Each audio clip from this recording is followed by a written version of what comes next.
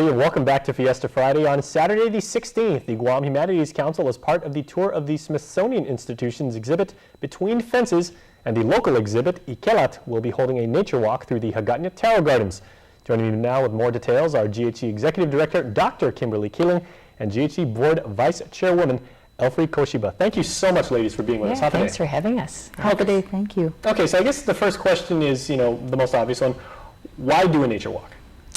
Well, this is part of our programming, as you pointed out, for the Between Fences Ikelat exhibit. And basically what we're doing is looking at boundaries, right, and fences and walls, right, that can separate us but also join us. And so we look at that throughout both exhibits in terms of, land ownership, agriculture, industry. And so we really want to incorporate the whole agricultural component because obviously that's something that's so important in Guam. And look at the ways in which agriculture, can create boundaries, it differentiates certain walls, fences, right, agricultural fences. And so this is really a good way to look at different boundaries in terms of agriculture. And I'm going to let Elfrey talk a little bit about that since she's the expert on the plow and taro gardens. Well, I like that because, metaphors are my thing. So now Elfrey, we'll transition to you with that. And I understand there's a vested interest that you have in this too.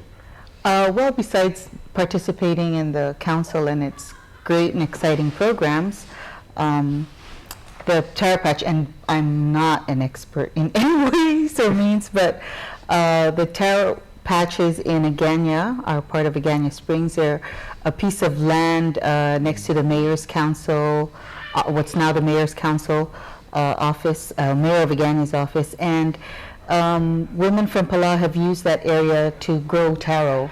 The way we grow it in wet patches, different from the way Chamorros grow taro. And we have a couple of ladies, some relatives who've been there for years, and we've had a similar field trip to that area just for them to show us a little bit about how they use the land. Taro patches, in Palau are sacred women's domain. So yeah, I guess that's where our interest too lies.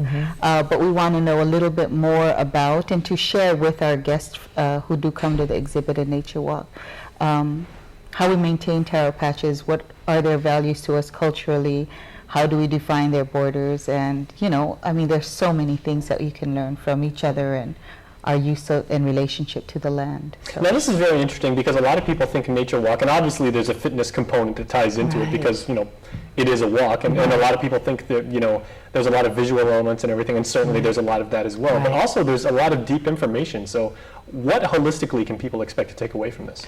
Well, I just think a real understanding of important Palauan cultural values and notions of land and growing traditional indigenous crops.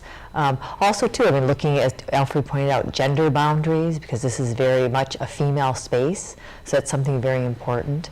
So I think there's just a whole, cultural, historical perspectives that you can gain from coming.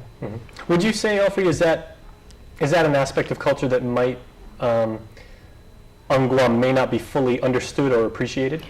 I'd say maybe not fully understood, but appreciated. I'm pretty sure Guam is also a matrilineal culture, and the relationship to the land is something that island people of Palau and people of Guam especially have very deep feelings about. So I think there's many aspects that we could take away from this nature walk and learn, really, and share. So we're looking forward to a great nature hike.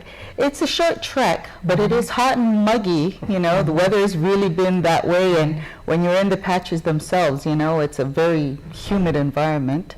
So if you come, bring water. Yes, definitely. Be prepared. Be prepared to get a